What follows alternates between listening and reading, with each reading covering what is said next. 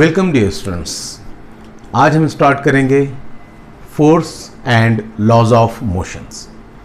Laws of motions हमें जिस scientist ने दिया है वो है आइजैक न्यूटन। आइजैक न्यूटन के बारे में कुछ चीज़ें आप पहले से काफ़ी जानते होंगे। आज हम आइजैक न्यूटन के लॉज ऑफ मोशंस के बारे में देखेंगे कि 3 लॉज ऑफ मोशंस जो उसने हमें दिए हैं वो क्या है, कैसे है और उनका यूटिलाइजेशन कैसा है। उसी के साथ साथ हमें फोर्स के बारे में भी जानना है, क्योंकि फोर्स से ही मोशन न्यूटन के पूरी की पूरी तरीके से अटैच्ड रहेंगे। ठीक है। आइजैक न्यूटन बहुत सारे बड़े बड़े इन्वेंशंस है साइंटिस्ट के। ये सिर्फ एक फिजिसिस्ट ही नहीं बल्कि बहुत ही बेहतरीन मैथमेटिशियन भी था।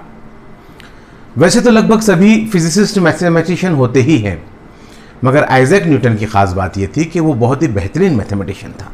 जहां बहुत सारे इन्वेंशंस इसने फिजिक्स के अकॉर्डिंगली दिए हैं, वहीं बहुत ही बेहतरीन मैथमेटिक्स इसने दिया है जिसका नाम है कैलकुलस, जिसे डेरिवेटिव एंड इंटीग्रेशन या फिर डिफरेंशिएशन एंड एंटी डिफरेंशिएशन भी कहा जाता है।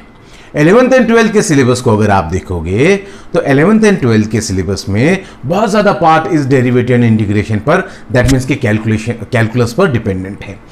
फिजिक्स में इसका बहुत ही बड़ा इंपॉर्टेंट रोल है कैलकुलस का। कुछ कैलकुलेशंस ऐसे थे जहां आकर मैथमेटिक्स खत्म हो गया था। दैट मीन्स के सिंपल अभी तक जो मैथमेटिक्स अवेलेबल था उन मैथमेटिक्स से ये प्रॉब्लम्स सॉल्व ही नहीं हो पा रहे थे। अब क्या है कैलकुलस, ये बहुत ही डेप्थ एंड बहुत ही डिटेल की बात है। ये 11th स्टैंडर्ड के सिलेबस में हमारे पूरी तरीके से आगे चलकर आएगा। फिलहाल हम बात कर रहे हैं आइजैक न्यूटन की। तो कैलकुलस दिया है आइजैक न्यूटन ने, और साथ ही साथ मोशन के लिए 3 जो है रूल्स दिए हैं, 3 लॉ दिए हैं आइजैक न्यूटन ने। और ये 3 लॉज ऑफ मोशंस जो है वो यूनिवर्स के हर मास पर एप्लीकेबल है। यानी एक इलेक्ट्रॉन जो मूव करता है, या एक प्लैनेट, एक बड़ा सा प्लैनेट जो मूव कर रहा है, तो राइट फ्रॉम इलेक्ट्रॉन से लेकर जो है आपके प्लैनेट्स तक के मोशन को डिस्क्राइब किया जा सकता है इन 3 लॉज के अंदर। बहुत ही इंपॉर्टेंट लॉ दिया है। उसी के साथ साथ आपको वो एप्पल वाली स्टोरी याद होगी, पेड़ के नीचे साइंटिस्ट ऊपर से एप्पल गिरा, ग्रेविटेशनल फोर्स। ग्रेविटेशनल फोर्स भी आपको आइजैक न्यूटन ने ही दिया है, और उसी की वजह से एस्ट्रोनॉमी में हम इतना प्रोग्रेस कर पाए। सन एंड अदर प्लैनेट्स और मून और स्टार्स, यहां तक कि स्पेस की इंफॉर्मेशन भी हमको ग्रेविटेशनल फोर्स की वजह से, दैट मीन्स के with the help of Isaac Newton है। जहां तक मैंने आपसे कहा है कि आइजैक न्यूटन फिजिसिस्ट के साथ साथ बहुत अच्छा मैथमेटिशियन भी था, तो आपने अगर व्हाट इज फिजिक्स ये मेरा पार्ट देखा होगा, या फिर मैथमेटिक्स रिक्वायर्ड फॉर फिजिक्स ये अगर वीडियो देखा होगा, तो इन दोनों वीडियो में हमने यहां पर मेंशन किया है कि मैथमेटिक्स जो है वो फिजिक्स की लैंग्वेज है। यानी विदाउट मैथमेटिक्स हम फिजिक्स को एक्सप्लेन कर ही नहीं पाते। और सबसे ज्यादा खास बात यही थी आइजैक न्यूटन की, क्योंकि लॉज ऑफ मोशन में जो फर्स्ट लॉ दिया है वो गैलीलियो के इनर्शिया के लॉ के ऊपर से जो है उसने डिस्क्राइब किया है, बट बहुत ही अच्छा एक्सप्लेन किया है मैथमेटिकली। लॉज ऑफ मोशन को केपलर जो जोहानस केपलर जो साइंटिस्ट था, जोहानस केपलर के लॉज को और उसके स्टडीज को लेकर लॉज ऑफ मोशन को यूटिलाइज किया गया है। किसके द्वारा? आपके आइजैक न्यूटन के द्वारा। बट उनसे भी अच्छा एलैबोरेट करके इसने एक्सप्लेन किया है, क्योंकि ये एक बहुत ही अच्छा मैथमेटिशियन भी था। तो फिजिक्स को एक्सप्लेन करने के लिए तो मैथमेटिक्स लगता ही है, और बहुत ही अच्छा मैथमेटिक्स रहना बहुत ही अच्छे फिजिसिस्ट की निशानी भी है। तो चलिए आइए देखते हैं हम आइजैक न्यूटन द्वारा लॉज ऑफ मोशंस। उससे पहले स्टार्ट करते हैं हम फोर्स के बारे में। देखिए, अगर व्हाट इज फिजिक्स ये वीडियो आपने मेरा देखा है तो आपने देखा होगा कि फिजिक्स के जो अनसीन 8 to 10 नेचुरल फेनोमेनाज है उनमें से एक फेनोमेना फोर्स है। सबसे खास बात आप फिजिक्स की समझ जाइए कि फिजिक्स के किसी भी टर्म को डिस्क्राइब करने के लिए हमें कुछ एग्जाम्पल्स के साथ उसको डिफाइन करना पड़ता है। जैसे फोर्स की डेफिनेशन तो आपने 6th स्टैंडर्ड में भी सीखी थी होगी। जहां तक मैं समझता हूं स्टेट बोर्ड के 6th स्टैंडर्ड में फोर्स ये नाम का चैप्टर आपके प्रेजेंट है। तो फोर्स क्या रहेगा? किसी भी पुश और पुल को क्या कहेंगे हम? फोर्स कहेंगे। यानी किसी भी चीज को ढकेलने और खींचने के लिए जो यूटिलाइजेशन होता है उस यूटिलाइजेशन को हम क्या कहेंगे, फोर्स कहेंगे। फोर्स की डेफिनेशन भी कुछ ऐसी ही बन जाती है आपके पास। और फोर्स का यूटिलाइजेशन तो हर जगह होता है, एवरीवेयर। आप दिन भर 24 आवर्स या right from your birth to death हम ये कह सकते हैं कि हम फोर्स का यूटिलाइजेशन करते ही रहते हैं।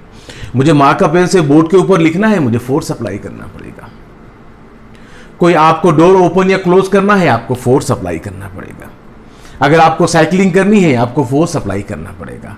आपको जो भी काम करना है, फोर्स के डिफाइन करने की या फोर्स के एग्जांपल्स देने की मुझे आप जैसे स्टूडेंट्स के सामने बिल्कुल भी जरूरत नहीं है। अगर 3rd 4th के स्टूडेंट्स मेरे सामने होते तो उनको मैं फोर्स के बहुत सारे एग्जांपल्स दे सकता था। हाँ, फोर्स से होता क्या है हम ये देखेंगे। फोर्स के कॉज ऑफ फोर्सेस देखेंगे हम कि फोर्स से क्या क्या हैपन हो सकता है। तो ध्यान रख लीजिए, आपके 5 चीजें फोर्स से हैपन हो सकती हैं। कौन कौन सी 5 चीजें हैपन हो सकती हैं? एक तो कोई बॉडी अगर रेस्ट में है, तो फोर्स की वजह से वो मोशन में आ सकती है। दूसरा, कोई बॉडी अगर मोशन में है तो फोर्स की वजह से उसे रेस्ट में लाया जा सकता है। जैसे कि एक फुटबॉल कहीं पर रखा है, रेस्ट में है, हमने किक लगाई, वो मोशन में आ गया। एक फुटबॉल है, किसी ने किक लगाई, हमारे पास आ रहा है, हमने फोर्स लगाकर उसे क्या कर दिया, रोक दिया। तीसरा, फोर्स से क्या हो सकता है? तो फोर्स से स्पीड चेंज हो सकती है। कैसे स्पीड चेंज हो सकती है? अगर फॉर एग्जाम्पल कोई पर्सन साइकिलिंग कर रहा है स्लोली और हम पीछे से जाकर उसको पुश करते हैं और ढकेलने लगते हैं, हमने फोर्स लगाया है उसके ऊपर, पुश हुआ है, दैट मीन्स के फोर्स लगाया है। तो अब उसकी स्पीड क्या हो जाएगी, चेंज हो जाएगी, दैट मीन्स के इंक्रीज हो जाएगी। कोई पर्सन साइकिलिंग कर रहा है, आगे जा रहा है, पीछे से पकड़कर हम उसको खींचने की कोशिश कर रहे हैं, हमने पुल किया है, या अपोजिशन या अपोजिट साइड से उसको हम पुश कर रहे हैं, पुश हो या पुल हो, हमने उस पर अपोजिट यानी उसके मोशन की डायरेक्शन के अपोजिट डायरेक्शन में फोर्स लगाया है। अब उसकी स्पीड चेंज हो गई, क्या हो गई, उसकी स्पीड कम हो रही है। 3 चीजें देखी है। चौथी चीज, फोर्स की वजह से आपकी डायरेक्शन भी चेंज हो सकती है। फोर्स की वजह से डायरेक्शन भी चेंज हो सकती है। कोई ऑब्जेक्ट आ रहा है, यानी फुटबॉल खेल रहे हैं हम, किसी ने किक लगाई, फुटबॉल हमारी तरफ आ रहा है, वो पूरी तरीके से हमारी तरफ आ रहा है और हमने क्या कर दिया है, उस पर फोर्स लगाकर उसकी डायरेक्शन चेंज कर दी है। वो ऐसे आ रहा था, हमने ऐसे दूसरी डायरेक्शन में उसको भेज दिया है। ये सब चीजें फोर्स से हैपन हो सकते हैं। तो फोर्स की वजह से क्या क्या होता है बेसिकली? तो डायरेक्शन चेंज होती है, स्पीड चेंज होती है, रेस्ट वाला ऑब्जेक्ट मोशन में आता है, मोशन वाला ऑब्जेक्ट रेस्ट में आ सकता है, मोशन वाला ऑब्जेक्ट भी रेस्ट में आ सकता है। ओके,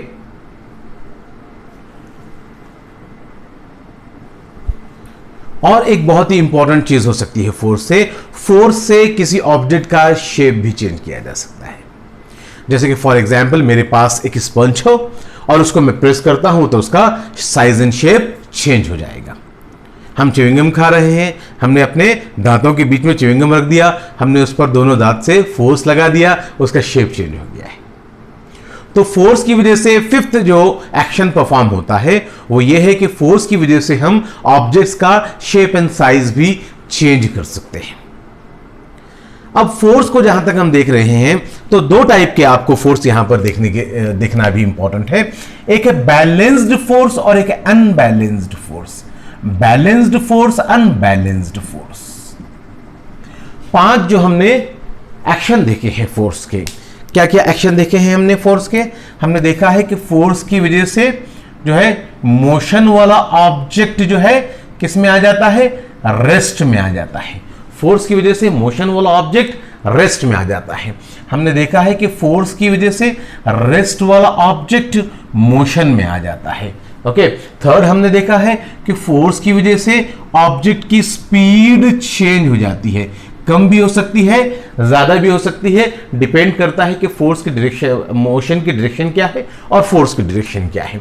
उसी के साथ फोर्स की वजह से फोर्थ फिनोमेना क्या हो सकता है, फोर्स की वजह से कि ऑब्जेक्ट की डायरेक्शन चेंज हो सकती है। कोई ऑब्जेक्ट मूव कर रहा है तो उसकी डायरेक्शन भी क्या हो सकती है, चेंज हो सकती है। एंड 5th वन हमने देखा है कि उसका साइज एंड शेप चेंज हो सकता है, साइज एंड शेप चेंज हो सकता है। ठीक है, अब ये कब कहां हैपन होता है तो देख लीजिए, यहां पर हमने बैलेंस्ड फोर्स लिखा है और यहां पर अनबैलेंस्ड फोर्स लिखा है। तो ये जो फिनोमेनाज है यहां पर मोशन से रेस्ट में आना, रेस्ट से मोशन में आना, उसके बाद स्पीड का चेंज हो जाना और डायरेक्शन का चेंज हो जाना, ये चारों चीजें हैपन होती है आपके अनबैलेंस्ड फोर्स की वजह से। किसकी वजह से हैपन होती है? ये अनबैलेंस्ड फोर्स की वजह से हैपन होती है। और साइज एंड शेप का चेंज हो जाना ये बैलेंस्ड फोर्स की वजह से होता है। ये बैलेंस्ड फोर्स कैसे? चलिए देखते हैं एग्जाम्पल। फॉर एग्जाम्पल यहां पर एक हमारे पास छोटा सा कोई व्हीकल वगैरह रखा है, ठीक है, कुछ भी समझ लीजिए आप, कोई टॉय समझ लीजिए या फिर कार समझते हैं तो ढकेलने वाले को बहुत ही पावरफुल समझ लीजिए, टॉय समझते हैं तो ढकेलने वाला कम पावरफुल भी चल जाएगा। देखिए ये अगर फॉर एग्जाम्पल ये एक हमारे पास एक व्हीकल है, एक ऑब्जेक्ट है जो कि रेस्ट में है, रेस्ट, और क्या करते हैं पीछे से जो है हम उसको फोर्स लगाते हैं, यहां से हमने फोर्स लगाया है उसको, यहां से हमने फोर्स लगा रहे हैं, हम ढकेल रहे हैं उसको ताकत लगा के ढकेल रहे हैं। क्या हो जाएगा? ये जो रेस्ट पे था ये मोशन में आ जाएगा, है ना, ये मोशन में आ जाएगा। ये अनबैलेंस्ड फोर्स है। ये कैसा फोर्स है? अनबैलेंस्ड। अनबैलेंस्ड मतलब ये पीछे से आगे की तरफ लग रहा है, ये एक पर्टिकुलर डायरेक्शन में इसका फोर्स अप्लीकेबल है। वैसे ही दूसरा एग्जाम्पल देख लीजिए, सपोज टू बी यहां पर हमने एक बॉक्स रखा है, एक अलमारी वगैरह रखा है कुछ, ठीक है, एक अलमारी वगैरह रखा हुआ है और एक पर्सन इधर से जो है उसको उधर शिफ्ट करने की कोशिश कर रहा है, ढकेलने की कोशिश कर रहा है, मगर दूसरा पर्सन क्या कर रहा है, उसको इधर से उधर उतनी ही ताकत से जो है पुश कर रहा है। दोनों भी फोर्स लगा है, इसने फोर्स इधर के डायरेक्शन में लगाया है, इसने फोर्स इधर के डायरेक्शन में लगाया है। अब सीधी सी बात है कि इन दोनों में से जिसका फोर्स ज्यादा है, आपकी अलमारी उस साइड में, आपका बॉक्स उस साइड में चला जाएगा। मगर अगर दोनों का अगर यहां पर जो है फोर्स इक्वल है, इसका F1 है, इसके द्वारा लगाया गया फोर्स F1 है, इसके द्वारा लगाया गया फोर्स F2 है, if F1 is equals to F2, F1 is equals to F2, what will happen here? क्या होगा यहां पर अलमारी उसी प्लेस पर प्रेजेंट रहेगी। और अगर ये दोनों बहुत ही ज्यादा ताकत से दबा रहे हैं तो और जो है उसका शेप वगैरह भी चेंज हो सकता है। जैसे कि आप देख लीजिए कि आपने जो है एक स्पंज को अपने हाथ में लिया है, एक स्पंज को एक हाथ में लिया है और उसको इधर फोर्स लगा रहे हैं, क्या होगा? स्पंज इधर चला जाएगा, मोशन, अनबैलेंस्ड फोर्स। वही आपने आपके हाथ में एक स्पंज लिया है और दोनों डायरेक्शन से उसको आप फोर्स लगा रहे हैं, क्या होगा? इट्स शेप विल चेंज, है ना, उसका शेप क्या हो जाएगा? चेंज हो जाएगा। यानी इस पे एक स्पंज का बॉल लिया है आपने, ठीक है ना, एक स्पंज का बॉल लिया है गोल आपने, और उसके बाद क्या कर रहे हैं, उस बॉल को आप ताकत लगा रहे हैं, क्या होगा? उसका शेप एंड साइज चेंज हो रहा है। बैलेंस्ड फोर्स है ना, आपके फिंगर्स हर तरफ से उस पर फोर्स लगा रहे हैं, बैलेंस्ड फोर्स है ना, क्या हो जाएगा? बैलेंस फोर्स से उसका शेप एंड साइज चेंज हो जाएगा। तो ये आपको ध्यान में रखना है कि फोर्स में बैलेंस्ड फोर्स रहेगा, उससे साइज एंड शेप चेंज होगा, और अनबैलेंस्ड फोर्स रहेगा तो उससे ये चार फिनोमेना हैपन होंगे। ओके, तो आप इसको नोट कर लीजिए। देन वेरी नेक्स्ट मैं आपको जो है फोर्स के बारे में और कुछ लेकर चलता हूं। आप स्क्रीन को रोक कर पॉज करके इसे क्या कर सकते हैं, वीडियो को पॉज करके इसको नोट कर सकते हैं। नोटबुक और पेन लेकर बैठना कभी नहीं भूलना लेक्चर में। जब भी आप वीडियो देख रहे हैं, नोटबुक पेन लेकर बैठे, आप अपने रनिंग नोट्स बनाते रहें, ठीक है। चलिए, तो आप इसको रोक कर भी लिख सकते हैं। हटाते हैं यहां से अभी हम इसे। देन नेक्स्ट जो अभी हम देखने वाले हैं फोर्स के बारे में, फोर्स के बारे में अभी हम जो देखने वाले हैं, कुछ कॉमन फोर्सेस के बारे में यहां पर हम बात करेंगे। अभी सम कॉमन फोर्सेस अभी तो आगे आगे बहुत ही हमको एक एक फोर्स के ऊपर बहुत सारा हमको स्टडीज करना है। फिलहाल कुछ फोर्सेस के बारे में सिर्फ देख लेते हैं यहां पर। सम कॉमन फोर्सेस, कुछ कॉमन फोर्सेस, क्योंकि फोर्स क्या है, कैसे है, आपको थोड़ा सा उसका आइडिया लग जाएगा, ठीक है। सबसे पहले तो बात करूंगा मैं मस्कुलर फोर्स की। कैसे बात करूंगा? Muscular force. मस्कुलर फोर्स, हमारे पास मसल्स होते हैं बॉडी में, उनकी force, muscular force. Muscular force ये वाला, ऐसा ये वाला या ये वाला, that is the muscular force, है ना। हम मस्कुलर फोर्स की बात करेंगे। क्या कर सकते हैं हम किसी ऑब्जेक्ट को अगर जो है पुश कर रहे हैं और उसको अपने जगह से हिला रहे हैं, तो हम अपने मसल्स का फोर्स यूज कर रहे हैं, उसको हम मस्कुलर फोर्स बोलते हैं, और ये तो हम रेगुलरली करते ही रहते हैं। देन आपने प्रीवियस स्टडीज में सीखा होगा ग्रेविटेशनल फोर्स, है ना। ग्रेविटेशनल फोर्स आपने सीखा होगा, ग्रेविटेशनल फोर्स। अर्थ क्या करता है, अर्थ अपने तरफ पूरे के पूरे ऑब्जेक्ट्स को, जितने भी उसके अराउंड ऑब्जेक्ट है अर्थ के, उनको अपने तरफ क्या करता है, अट्रैक्ट करता है। यही वजह है कि हम अर्थ पर टिके रहते हैं और हम जो है हवा में चलते नहीं हैं। जैसे हम थोड़ा सा ऊपर जंप करते हैं, वापस अर्थ अपने तरफ हमको खींच लेता है। आप इसके बारे में भी जानते हैं। देन आफ्टर फ्रिक्शन फोर्स, आपने अगर मेरा फर्स्ट वाला वीडियो देखा होगा, वो व्हाट इज फिजिक्स, उसमें हमने देखा था कि फोर्स की तरह फ्रिक्शन भी जो है ये एक नेचुरल अनसीन फेनोमेना है, नेचुरल अनसीन फेनोमेना है। ग्रेविटेशनल फोर्स, ग्रेविटी भी एक नेचुरल अनसीन फेनोमेना है ना। तो फ्रिक्शन फोर्स कैसे लगता है, दो ऑब्जेक्ट्स जो होते हैं, दो बॉडीज जो होते हैं, उन दो बॉडीज के बीच में जो भी गैप्स होते हैं, जैसे कि मतलब उतार और चढ़ाव होते हैं। अगर फॉर एग्जांपल कोई भी बॉडी आपको बहुत ही एकदम साफ भी नजर आ रही है, तब भी अगर आप माइक्रोस्कोपिक ऑब्जर्वेशन उसका करेंगे तो आप देखेंगे कि दोनों भी बॉडी में आपको जो है उतार चढ़ाव नजर आएंगे। ऐसे कुछ नजर आएगा। पहली वाली बॉडी ऐसे रहेगी, दूसरी वाली बॉडी ऐसे रहेगी, है ना। कोई भी दो बॉडीज ऐसे रहेंगे। तो इन दोनों के जो उतार चढ़ाव है ये एक दूसरे में फंसकर जो है उस पर एक फोर्स इंपैक्ट करता है। इसको फ्रिक्शन फोर्स बोलते हैं। देखना है हमको फ्रिक्शन फोर्स के बारे में भी, आगे बहुत सारा डिटेल आएगा। फिलहाल तो कॉमन फोर्सेस के नाम बता रहा हूं मैं आपको। इसी तरह आपने देखा होगा कॉमन फोर्सेस में मैग्नेटिक फोर्स है ना। मैग्नेटिक फोर्स आपने बहुत बार यूज भी किया होगा, घर पर खेला भी होगा। छोटे मोटे मैग्नेट्स भी होते हैं, वो मैग्नेट एक दूसरे को अट्रैक्ट और रिपेल भी करते हैं, यानी एक दूसरे को चिपकते भी हैं, एक दूसरे से दूर भी भागते हैं। सेम अगर साइड हो जाएगी, यानी नॉर्थ पोल रहेगा या फिर साउथ पोल रहेगा, जैसे कि हम उन्हें कहते हैं लाइक पोल्स, लाइक यानी सेम वाले लाइक पोल्स एक दूसरे को क्या करेंगे, रिपल करेंगे, एक दूसरे पर फोर्स ऑफ रिपल्शन लगाएंगे। और अनलाइक फोर्सेस जो अनलाइक पोल जो रहेंगे, एक नॉर्थ और एक साउथ, वो दोनों एक दूसरे से अट्रैक्ट हो जाएंगे।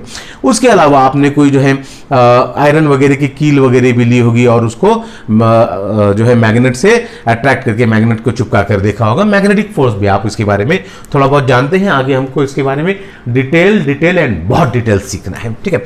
देन आफ्टर ऐसे कई फोर्सेस रहेंगे हमारे पास। एक जो है आपके पास कॉन्टैक्ट भी फोर्स भी होता है, नॉर्मल कॉन्टैक्ट फोर्स जिसको कहते हैं, नॉर्मल कॉन्टैक्ट फोर्स। ऐसे कई टाइप के फोर्सेस होते हैं।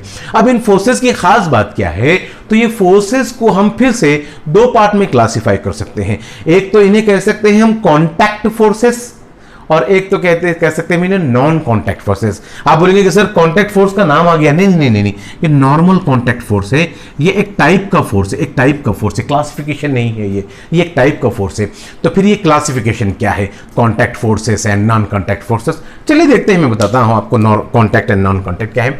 देखिए, कॉन्टैक्ट फोर्सेस जो होते हैं ना, कॉन्टैक्ट फोर्सेस वो सिर्फ कॉन्टैक्ट में काम करते हैं। और नॉन कॉन्टैक्ट फोर्सेस जो होते हैं, नॉन कॉन्टैक्ट फोर्सेस जो होते हैं वो कॉन्टैक्ट में भी काम करते हैं और बगैर कॉन्टैक्ट के भी काम कर सकते हैं। कैसे?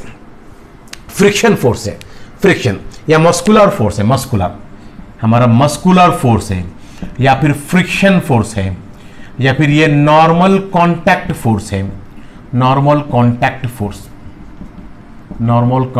फोर्स, ठीक है। यहां एक और बढ़ा सकते हैं आप, इलेक्ट्रिक फोर्स यूज में आएगा ना अभी हमारे, इलेक्ट्रिक फोर्स।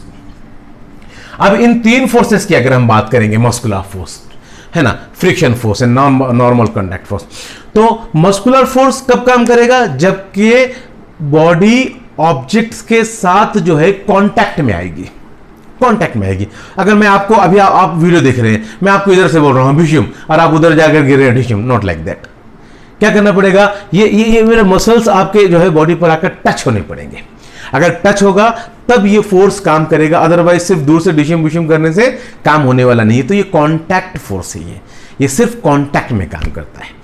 फ्रिक्शन फोर्स, जब तक दो ऑब्जेक्ट्स एक दूसरे के कांटेक्ट में आएंगे नहीं तब तक उस पर ये फोर्स अप्लीकेबल रहेगा नहीं। तो ये क्या है, ये कांटेक्ट फोर्स है, कांटेक्ट, बगैर कांटेक्ट के काम नहीं करेगा।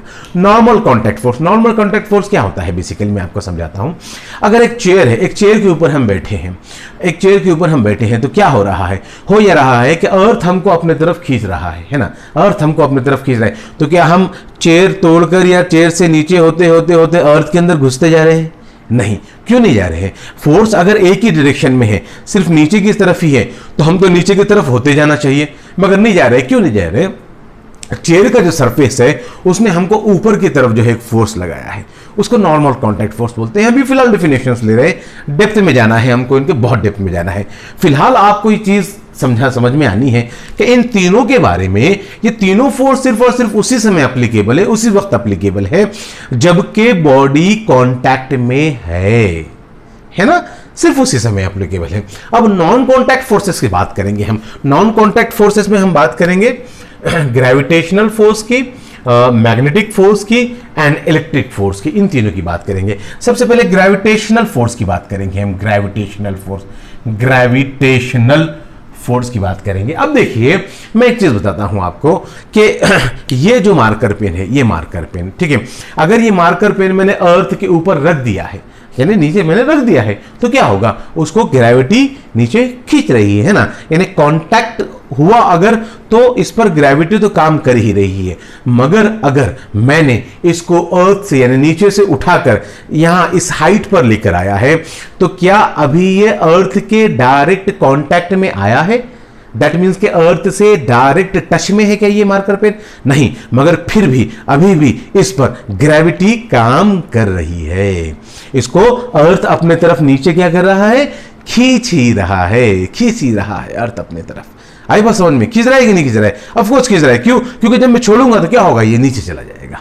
Why it is so? Just because of the earth's gravitational pull. तो ये कांटेक्ट में अर्थ के साथ राइट नाउ नहीं है, फिर भी इस पर फोर्स एप्लीकेबल है, ऑफ कोर्स है। तो अर्थ जो है आपका नॉन कांटेक्ट फोर्सेस में आएगा। अर्थ का ग्रेविटेशनल फोर्स आपके नॉन कांटेक्ट फोर्स में आएगा। मगर याद रखिए कि नॉन कांटेक्ट, कांटेक्ट और नॉन कांटेक्ट दोनों में काम करेगा। बस क्लियर? अब ये देख लीजिए आप, सेकंड वाला कौन सा वाला देखने जा रहे हैं हम? मैग्नेटिक फोर्स देखने जा रहे हैं। मैग्नेटिक फोर्स हमने क्या किया है? हमने एक मैग्नेट लिया है और एक आयरन का कील लिया है। कीला बोलते हैं ना, कीला ठोकते हैं दीवार में। हमने आयरन का कीला लिया है और मैग्नेट के ऊपर रख दिया है, तो फोर्स लगा रहा है मैग्नेट। ऑफ कोर्स लगा रहा है, चिपक गया ना। अगर आप निकालने की कोशिश करेंगे तो आपको लगेगा कि अरे यार ये तो चिपका हुआ है, इस पर थोड़ा सा हमको अपनी जो है फोर्स लगानी पड़ रही है। वही अगर मैग्नेट से थोड़ा सा डिस्टेंस पर भी अगर हमने रख दिया, तब भी क्या कर रहा है वो? उस आयरन की कील को अपनी तरफ क्या कर रहा है? खींच रहा है। अपनी तरफ क्या कर रहा है? खींच रहा है, पुल कर रहा है। तो गैप में नॉन कांटेक्ट में भी उसने काम किया और कांटेक्ट में तो काम करेगा ही करेगा। कांटेक्ट फोर्स तो सिर्फ कांटेक्ट में काम करेगा, नॉन कांटेक्ट फोर्स कांटेक्ट में तो करेगा ही करेगा, नॉन कांटेक्ट में भी काम करेगा। समझ में आ रही है? हाँ, रेंज रहेगी, रेंज सभी की रेंज है। मैग्नेटिक फोर्स जो नॉन कांटेक्ट में काम कर रहा है उसकी भी रेंज है एक पर्टिकुलर। इलेक्ट्रिक फोर्स भी क्या करेगा? दो चार्जेस अगर एक दूसरे से डिस्टेंस पे तब भी काम करेंगे। अगर दो लाइक चार्जेस यानी दो इलेक्ट्रॉन है, निगेटिव चार्जेस है, तो एक दूसरे को रिपेल करेंगे। दो पॉजिटिव चार्जेस है, लाइक चार्जेस, एक दूसरे को रिपेल करेंगे। एक निगेटिव एक पॉजिटिव है, एक दूसरे को अट्रैक्ट करेंगे। डिस्टेंस से भी करेंगे, बट उसका भी फिक्स डिस्टेंस है, उसका भी एक फिक्स जो है क्या बोलेंगे हम, इफेक्टिव फील्ड है। जैसे कि इलेक्ट्रिक फोर्स की इलेक्ट्रिक फील्ड है, ग्रेविटेशनल फोर्स की ग्रेविटेशनल फील्ड है, और मैग्नेटिक फोर्स की मैग्नेटिक फील्ड है। तो अपने फील्ड के अंदर, फील्ड से बाहर नहीं। कई बार तो आपने ये भी देखा होगा, ग्रेविटेशन अगर सीखा है कहीं पर, तो आपने ये भी देखा होगा कि कुछ जो है एक लॉन्ग डिस्टेंस पर चले जाते हैं अर्थ के सरफेस से, तो ग्रेविटेशनल फोर्स से बाहर भी हो जाते हैं ऑब्जेक्ट्स, और फिर स्पेस में क्या होते हैं? वो घूमते रहते हैं, ठीक है ना। तो विद इन द रेंज होनी चाहिए, of course with in the range होनी चाहिए।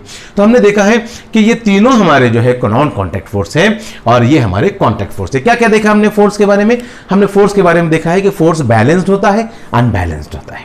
हमने देखा है यहां पर कि फोर्स कॉन्टैक्ट फोर्स होता है, फोर्स नॉन कॉन्टैक्ट फोर्स होता है। हमने देखा है फोर्स के बारे में कि फोर्स की वजह से 5 फेनोमेनास होते हैं। एक तो रेस्ट वाला मोशन में आता है, मोशन वाला रेस्ट में आता है, स्पीड चेंज होती है, कम भी हो सकती है, ज्यादा भी हो सकती है, डिपेंड करता है डायरेक्शन पर। उसके अलावा जो है डायरेक्शन चेंज होता है, and then after size and shape भी चेंज होता है। अब हम देखेंगे कि फोर्स कैसे होता है। तो फोर्स या तो फोर्स ऑफ अट्रैक्शन भी होता है या फोर्स ऑफ रिपल्शन भी होता है। दो टाइप के फोर्सेस होते हैं सम ऑफ द फोर्सेस में। जैसे कि यहां पर ग्रेविटेशनल फोर्स को अगर आप देखेंगे तो ये सिर्फ एक ही टाइप का फोर्स है, ये फोर्स ऑफ अट्रैक्शन है, सिर्फ खींचने वाला फोर्स है, ढकेलने वाला फोर्स नहीं है, सिर्फ खींचने वाला फोर्स है। पुल फोर्स बोलते हैं या फोर्स ऑफ अट्रैक्शन बोलते हैं उसको, ठीक है। ये ढकेलने वाला नहीं है, पुश करने वाला नहीं है। मगर आप मैग्नेटिक फोर्स को देखते हैं तो मैग्नेटिक फोर्स अट्रैक्ट भी करता है, रिपेल भी करता है। तो ये दोनों भी टाइप का, ये पुल फोर्स भी है, ये पुश फोर्स भी है, ये फोर्स ऑफ अट्रैक्शन भी है, फोर्स ऑफ रिपल्शन भी है। उसी तरह इलेक्ट्रिक फोर्स को देखते हैं हम, तो दो लाइक चार्जेस आएंगे तो फोर्स रिपल्सिव आएगा, यहां पर अनलाइक आएंगे तो फिर अट्रैक्टिव होगा। तो ये भी एक फिनोमेना आपको ध्यान में रखना है फोर्स के बारे में, कि फोर्स क्या होता है, फोर्स अट्रैक्टिव भी होता है, फोर्स ऑफ अट्रैक्शन भी होता है और फोर्स ऑफ रिपल्शन भी होता है। कहां होता है कहां नहीं होता है, ये आपको ध्यान में रखना पड़ेगा, ठीक है। अब नॉर्मल कॉन्टैक्ट फोर्स है हमारा, कॉन्टैक्ट फोर्स है या फिर मस्कुलर फोर्स है। अब अट्रैक्शन रिपल्शन की बात यहां पर तो हम नहीं कर नहीं सकते, है ना। हम किसी को मार रहे हैं और वो आकर गले मिल रहा है, force of attraction, not like that. तो मस्कुलर वगैरह में तो हम नहीं बात करेंगे force of attraction, force of repulsion की, बट बेसिकली इनके अंदर हम बात करेंगे force of attraction and force of repulsion में, किसमें, नॉन कॉन्टैक्ट फोर्स में। समझ में आ रही बात। तो ये भी आपने नोट कर लेना है, जो जो वर्ड्स आपको नए सुनने को मिल रहे हैं या जो जो कंसेप्ट आपको नए सुनने को मिल रहे हैं, आप अपने लैंग्वेज, अपने जो है जनरल लैंग्वेज में उसको नोट करते चलिए। तो मैंने क्या बताया है अभी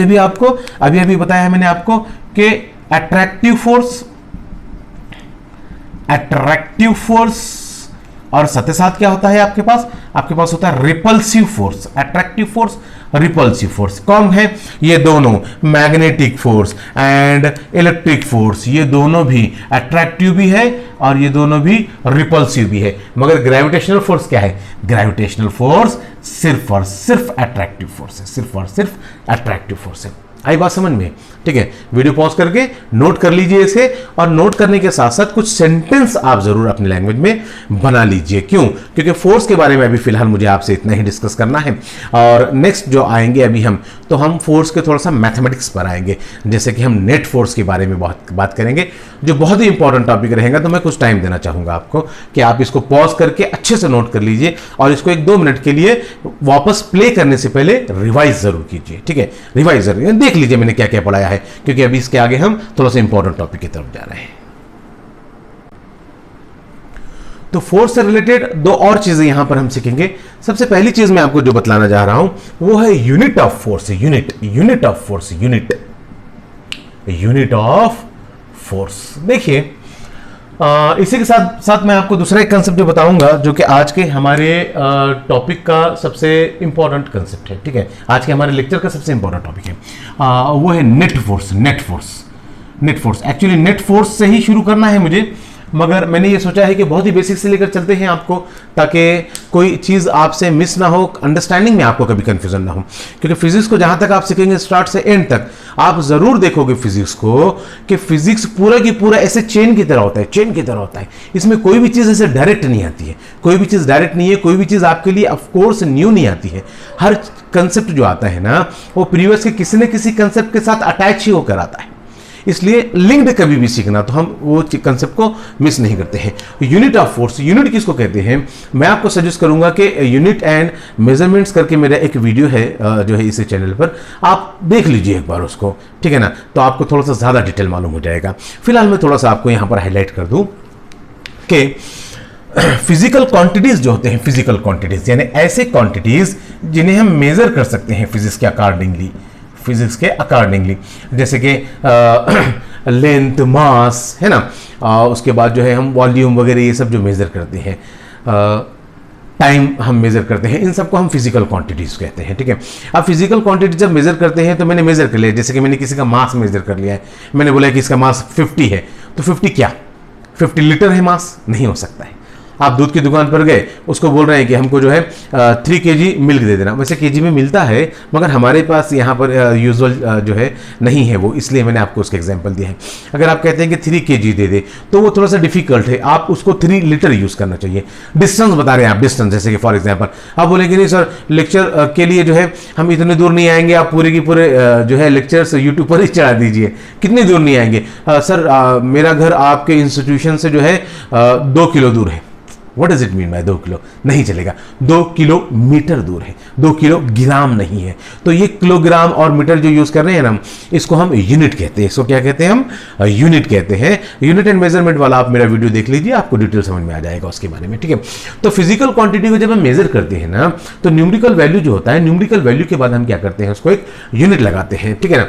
मेजरमेंट कैसा होता है? मेजरमेंट होता है NU। एन होता है न्यूमेरिकल वैल्यू और यू होता है उसका यूनिट। एन क्या होता है? Numerical value. ठीक है, बोल दिया है मैंने, इस पर देखने की जरूरत नहीं है। और यू बिलोंग करता है यूनिट को। जैसे कि मैंने मेजरमेंट ऑफ एप्पल किया है और एप्पल हो गया है 5 किलोग्राम। 5 किलोग्राम, तो ये 5 न्यूमेरिकल वैल्यू है और केजी क्या है? किलोग्राम है, राइट। उसी टाइप से फोर्स भी एक फिजिकल क्वांटिटी है। फोर्स भी क्या है? एक फिजिकल क्वांटिटी है। और जब फोर्स फिजिकल क्वांटिटी है तो फोर्स का भी मेजरमेंट होगा, उसे भी मेजर किया जाएगा। और जब मेजर किया जाएगा तो फोर्स को भी एक यूनिट रहेगा और फोर्स का यूनिट है न्यूटन। क्या यूनिट है उसका? न्यूटन, क्योंकि आइजैक न्यूटन ने दिया है ना, तो उसके रेस्पेक्ट में न्यूटन। और उसको सिंबल क्या यूज करते हैं हम? सिंबल यूज करते हैं हम कैपिटल एन। क्या यूज करते हैं हम?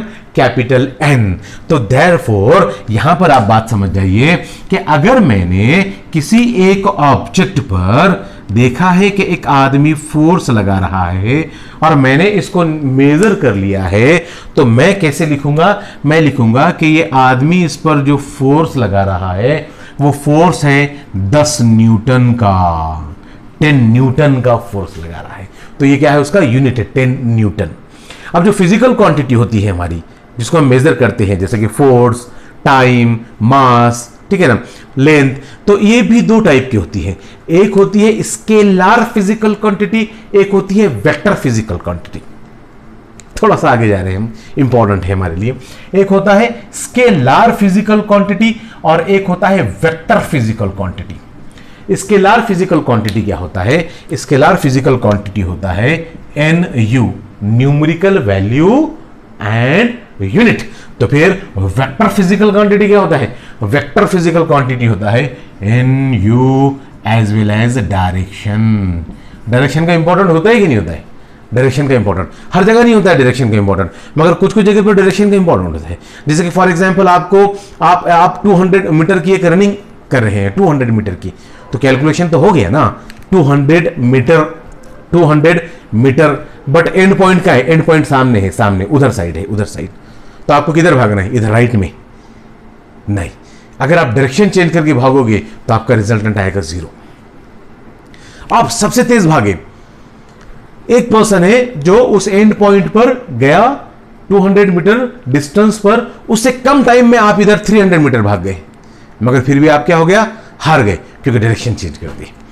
तो डायरेक्शन का इंपॉर्टेंट होता है कि नहीं होता है? एक आदमी पहाड़ से नीचे गिर रहा है, आपने उसको फोर्स लगाया, फोर्स लगा कर क्या करना है? उसको करना क्या है? खींचना है या ढकेलना है ना? इधर की डायरेक्शन में फोर्स लगाया ना। अगर उधर की डायरेक्शन में फोर्स लगाया तो इसका मतलब है कि आप मौका तलाश कर रहे थे कि कब आएगा ये पहाड़ के ऊपर, है ना। आपने क्या किया?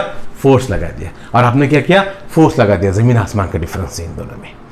तो किस चीज का इंपॉर्टेंस है? डायरेक्शन का इंपॉर्टेंस है, मगर कुछ फिजिकल क्वांटिटी ऐसे होते हैं जहां पर डायरेक्शन की कोई अहमियत नहीं होती है। जैसे कि मास, आपने एप्पल गिने और एप्पल शॉपकीपर आपको बोल रहा है कि ये लीजिए आपके 5 किलोग्राम एप्पल नॉर्थ डायरेक्शन में। क्या नॉर्थ डायरेक्शन? कोई सिग्निफिकेंस है उसका? नहीं। टाइम गिन रहे आप, टाइम कितना हुआ है? 2 घंटे हुए। ऊपर, what does it mean by ऊपर नीचे कोई काम में आएगा? नहीं आएगा। फोर्स लगाइए, कितना लगाइए? 5 न्यूटन लगाइए। किधर? ऊपर। नीचे कुछ बॉक्स रखा है, आपको उसको फोर्स लगाना है, ठीक है ना। नीचे बॉक्स रखा है, आपको फोर्स लगाना है। आपको फोर्स किधर लगाना पड़ेगा? उठाना है तो ऊपर। नीचे से कोई चीज ऊपर आ रही है, आपको उसको क्या करना है? ऊपर आने देना है। आपको फोर्स किधर लगाना है? नीचे।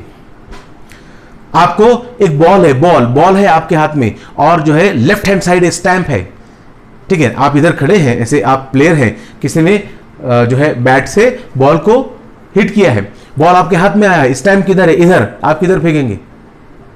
पीछे उधर बाउंड्री के पार? नहीं, आपको इधर ही फेंकना पड़ेगा, स्टैंप की तरफ। डायरेक्शन का इंपॉर्टेंस है।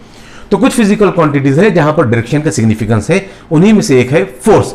बट अभी हम इस टॉपिक के बारे में बहुत ज्यादा नहीं देखने वाले हैं। क्यों? क्योंकि इस टॉपिक के बारे में 11th के चैप्टर यूनिट्स एंड मेजरमेंट्स के अंदर आपको डिटेल में आएगा, अभी नहीं आएगा। अभी हम थोड़ा सा बेसिक की तरफ जा रहे हैं, ठीक है ना। तो फिलहाल मुझे आपको समझाना था कि फोर्स की डायरेक्शन का सिग्निफिकेंस है, बस इतना ही मुझे आपको समझाना था।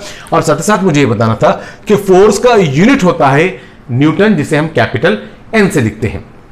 ये दो बातें अगर आपको समझ में आ गई होगी तो काम अभी फिलहाल खत्म हो गया। स्केलर और वेक्टर में अभी हमको डिटेल के अंदर नहीं जाना है, ठीक है। क्यों? क्योंकि हमारा टारगेट क्या है? हमारा टारगेट लॉज ऑफ मोशन से है, ठीक है। चलिए, तो हमने यहां पर क्या देखा कि हमने जो है यहां पर देखा कि 10 न्यूटन इस पर हमने फोर्स लगाया है, 10 न्यूटन इसके ऊपर फोर्स लगाया है हमने। तो ये है हमारा unit of force. Okay, force का यूनिट हटा रहा हूं मैं इसे, आप पॉज करके लिख सकते हैं उसको। ओके, अब मेन किस पर आना है? नेट फोर्स पर आना है हमको, नेट फोर्स। क्योंकि हमको लॉज ऑफ मोशन की तरफ जाना है। हम धीरे धीरे धीरे धीरे बड़े ही आराम से ऐसे चलते जाएंगे कि जैसे टॉपिक के ऊपर हम कब आ गए हमको समझ में ही नहीं आएगा, मतलब पूरा समझ में आएगा, बट इंपॉर्टेंट यह है कि टॉपिक टच कर लेंगे हम, मगर हमको कंफ्यूजन कुछ नहीं रहेगा, ठीक है। नेट फोर्स किसे कहते हैं? नेट फोर्स एक ऑब्जेक्ट है, उस पर मल्टीपल फोर्सेस अप्लाई हो सकते हैं।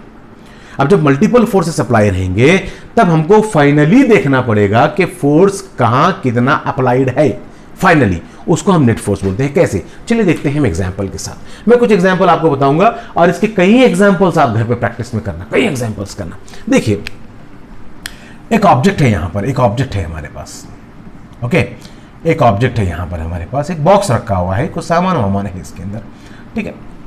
हमने क्या किया है, इस बॉक्स पर इधर से इस डायरेक्शन में एक फोर्स अप्लाई किया है, F1 नाम का फोर्स, F1 नाम रखा है हमने उसका। हमने 10 न्यूटन का फोर्स अप्लाई किया है, 10 न्यूटन का। What will happen? What will happen? ये ऑब्जेक्ट इधर मूव होना शुरू हो जाएगा। क्यों? क्योंकि ये अनबैलेंस्ड फोर्स है, एंड अनबैलेंस्ड फोर्स के इफेक्ट जो है 4 हो सकते हैं। ऑब्जेक्ट रेस्ट में है तो मोशन में आएगा, या फिर मोशन में है तो रेस्ट में आ सकता है, या फिर मोशन में है तो उसकी स्पीड चेंज हो सकती है, या फिर उसकी डायरेक्शन चेंज हो सकती है।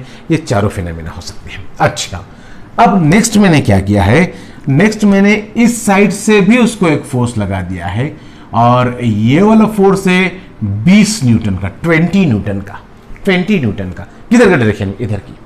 What will happen? What will happen? Object will start to move here. क्यों ऑब्जेक्ट इधर आना शुरू हो जाएगा? क्योंकि उस पर नेट फोर्स इधर लग रहा है, उसको एफ नेट बोलते हैं। नेट फोर्स को क्या बोलते हैं?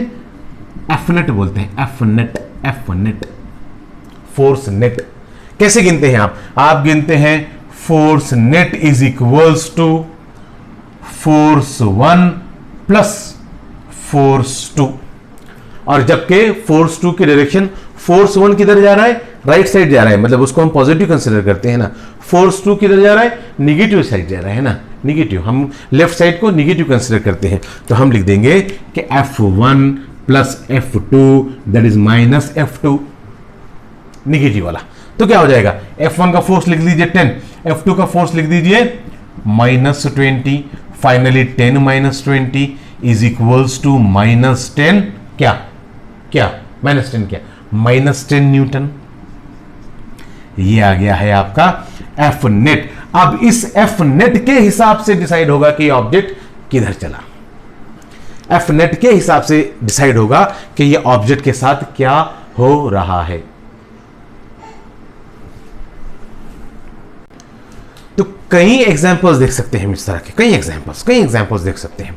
हम देखते हैं, suppose to be for example, एक यहां पर हमारा ऑब्जेक्ट है, एक हमारा ऑब्जेक्ट है यहां पर, और हमने इस पर फोर्स लगाना शुरू कर दिया। कैसे फोर्स लगा रहे हैं हम फोर्स लगा रहे हैं इधर के डायरेक्शन में, F1 20 न्यूटन, फिर इधर ही F2 लगा दे में 35 न्यूटन, फिर किधर लगा रहे हैं हम लगा रहे हैं इधर, अब की बार इधर लगा रहे, इधर F3 लगा दिया है मैंने, कितना?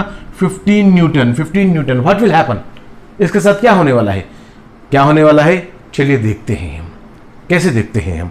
हम सेम डायरेक्शन के फोर्सेस का एक दूसरे के साथ एडिशन परफॉर्म करेंगे और अपोजिट डायरेक्शन की फोर्स को उसमें से सबट्रैक्ट करेंगे, ठीक है।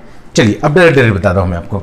F net is equals to, ये दोनों को क्या होने वाला है? एडिशन। डालो ब्रैकेट में F1 प्लस F2, ठीक है, एडिशन होगा। फिर क्या करेंगे हम? ये F3 माइनस में डालो, क्योंकि इसका डायरेक्शन चेंज हो गया, अपोजिट आ गया है। चलिए कैलकुलेट करते हैं। ये हो गया है 20 प्लस 35 माइनस 15, ये हो गया है कितना हो गया 55 माइनस 15 इजिकल्स टू क्या, इजिकल्स टू क्या 40 न्यूटन, है ना। 40 न्यूटन किधर, 40 न्यूटन यहां लिखो ना, towards left, towards left direction. यहां क्या लिखेंगे, टुवर्ड्स राइट। तो इसका इफेक्ट किधर होगा, उधर जाएगा ऑब्जेक्ट। इसका इफेक्ट किधर होगा, इधर आएगा ऑब्जेक्ट। समझ में आ रही बात आपकी। एक और एग्जांपल देख लेते हैं हम छोटा सा। क्या हो रहा है, क्या हो रहा है, एक ऑब्जेक्ट है यहां पर हमारे पास। इस ऑब्जेक्ट पर क्या कर रहे हैं हमने, इस ऑब्जेक्ट पर इधर से F1 लगाया 15 न्यूटन, और फिर उसके बाद इधर से F2 लगाया हमने इसके ऊपर 35 न्यूटन, और फिर उसके बाद इधर से जो है F3 लगाया है इसके ऊपर 50 न्यूटन। क्या होगा, चलिए same process F net is equals to F1 plus F2 minus F3, फिर क्या होगा 15 plus 35 minus 50 that equals to 50 minus 50 that equals to 0। ये हो गया बैलेंस्ड फोर्स। ये क्या हो गया है, बैलेंस्ड फोर्स। ना ये इधर जाएगा ना इधर जाएगा, ये बैलेंस फोर्स हो रहा है, दोनों तरफ से बैलेंस्ड फोर्स हो रहा है। अब बैलेंस फोर्स का कॉज क्या होगा, बैलेंस फोर्स का कॉज मोशन नहीं होगा, बैलेंस फोर्स का कॉज होगा change in shape and size. Depend करता है change in shape and size. आप बोलेंगे कि नहीं सर, एक जो है हमने बड़ा सा लकड़ी का मजबूत वाला बॉक्स रखा है, दोनों तरफ से 5-5 न्यूटन फोर्स लगा रहे हैं, तो साइज एंड शेप कैसे चेंज हो रहा है। नहीं, ये डिपेंड करता है, एक तो हमारे देखने पे भी डिपेंड करता है, दूसरा फोर्स पर भी डिपेंड करता है। क्यों, क्योंकि थोड़ा सा भी अगर हम फिजिक्स वाले हम क्या करेंगे, अगर थोड़ा सा भी माइन्यूट सा भी मैक्रोस्कोपिक ऑब्जर्वेशन से भी अगर थोड़ा सा भी पुश हो जाता है तो काम हो गया हमारा, मतलब अंदर दब जाता है तो काम हो गया, साइज एंड शेप चेंज हो गया। ये तो डिपेंड करता है चीजों पर। अगर आप एक आयरन बॉल रखेंगे, एक बड़ा सा आपने लोहे का बॉल रखा है और दोनों साइड से उसको आप फोर्स लगा रहे, आप बोलेंगे साइज एंड शेप चेंज नहीं हुआ है, तो हम किस चीज की बात कर रहे हैं, बैलेंस फोर्स। उतना जो उसकी कैपेसिटी के हिसाब से उतना फोर्स रहेगा तो उसका साइज एंड शेप चेंज करेगा, वरना ऑब्जेक्ट तो कैसे रहने वाला है, बेसिकली रेस्ट में ही रहने वाला है। तो खास बात यह है कि ऑब्जेक्ट आया रेस्ट में रहेगा या फिर मोशन से रिलेवेंसी रहेगी, वो बैलेंस एंड अनबैलेंस पर डिपेंड करेगा। ये 3 एग्जांपल्स आप नोट कर लीजिए, और ऐसे आप 3000 एग्जांपल्स भी अपने पास बैठे बैठे बना सकते हैं। तो मैं एक्सपेक्ट करूंगा कि आप इसको बना लीजिए, है ना। और उसके बाद नेक्स्ट जो कंसेप्ट है हमारा लॉज ऑफ मोशन, क्योंकि अब आ चुके हैं हम लॉज ऑफ मोशन पर, थोड़ा सा इनर्शिया टच करके फर्स्ट लॉ ऑफ मोशन हम देखना स्टार्ट कर देंगे। चलिए आप वीडियो पॉज कीजिए और इसको नोट कर लीजिए। आज हम यही रुकेंगे। Very next lecture will be laws of motions. अभी तक तो हमने सिर्फ फोर्स के बारे में देखा है। Thank you very much for your concentration.